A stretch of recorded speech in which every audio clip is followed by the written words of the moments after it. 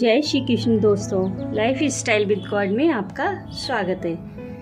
दोस्तों, यहाँ पर हम श्रीमद् भगवद गीता के चौथे अध्याय का अध्ययन कर रहे हैं, जिसका नाम ज्ञान कर्म संन्यास योग है। आज हम चौथे और पांचवें श्लोक का अध्ययन करेंगे। भगवान ने पहले कहा कि मैंने इस योग को सूर्यदेव से कहा था।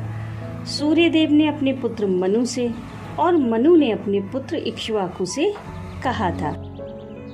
इससे मनुष्य को स्वाभाविक ही यह शंका हो सकती है कि भगवान श्री कृष्ण तो अभी द्वापर युग में प्रकट हुए हैं और सूर्यदेव, मनु एवं इक्ष्वाकु बहुत पहले हो चुके हैं। तब इन्होंने इस योग का उपदेश सूर्य के प्रति कैसे दिया? अतएव इसके समाधान के साथ ही भगवान के अवतार तत्व को भली प्रकार समझने की इच्छा से अर्जुन पूछते हैं। अर्जुन उवाच अपरम भवतो जन्म परम जन्म विवस्वतः कथमे तद विजानीयाम त्वमादो प्रोक्तवानिति।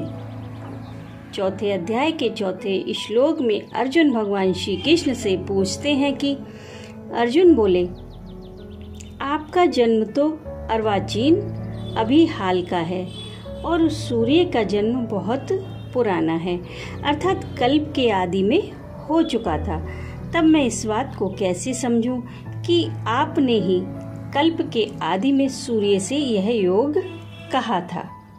अब समझते हैं कि इस श्लोक में अर्जुन के प्रश्न का अभिप्राय क्या है।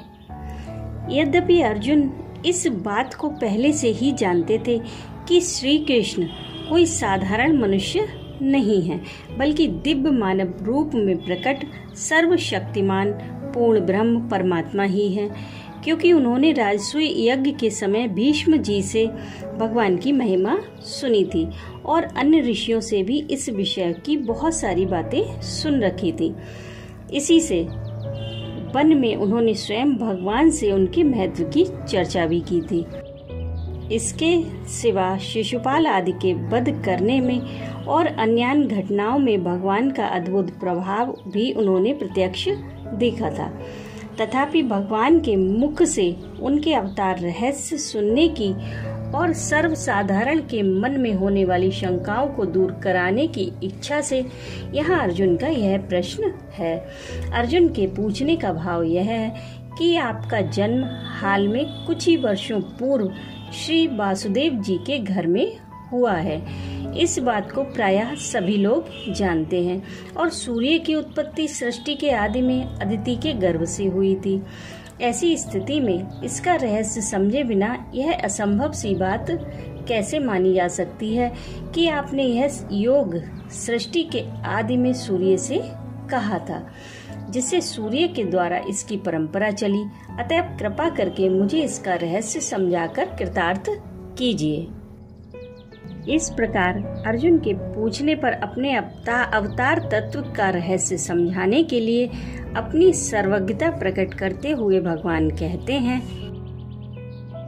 श्री भगवान वाच बहुनी में व्यतीतानि जन्मानि तब चार्जुना तान्य हम वेद सर्वाणि न त्वं वेद परंतपा। चौथे अध्याय के 5वें श्लोक में भगवान श्री कृष्ण अर्जुन से कहते हैं कि श्री भगवान बोले, हे परंतप अर्जुन, मेरे और तेरे बहुत से जन्म हो चुके हैं। उन सबको तू नहीं जानता, किंतु मैं जानता हूँ। मेरे और तेरे बहुत से जन्म हो चुके हैं। इस कथन से भगवान ने यह भाव दिखलाया है कि मैं और तुम अभी हुए हैं, पहले नहीं थे, ऐसी बात नहीं है।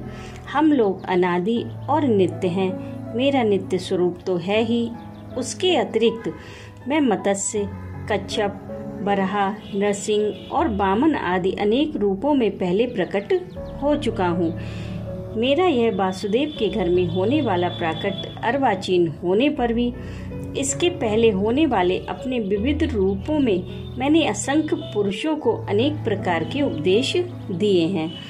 इसलिए मैंने जो यह बात कही है कि यह योग पहले सूर्य से मैंने ही कहा था, इसमें तुम्हें कोई आश्चर्य और असंभावना नहीं समझनी चाहिए।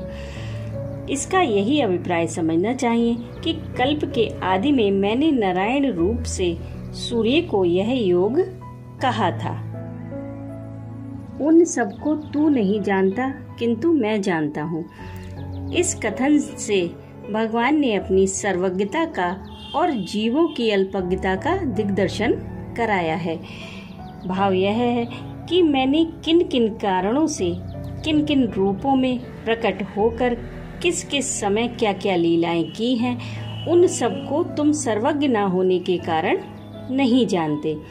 तुम्हें मेरे और अपने पूर्व जन्मों की स्मृति नहीं है, इसी कारण तुम इस प्रकार का प्रश्न कर रहे हो। किंतु मुझसे जगत की कोई भी घटना छिपी नहीं है। भूत, वर्तमान और भविष्य सभी मेरे लिए वर्तमान हैं।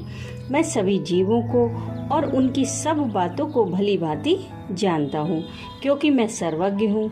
अतः जो मैं यह कह रहा हूँ कि मैंने ही कल्प के आदि में इस योग का उपदेश सूर्य को दिया था, इस विषय में तुम्हें किंचन मात्र भी संदेह नहीं करना चाहिए। राधे राधे।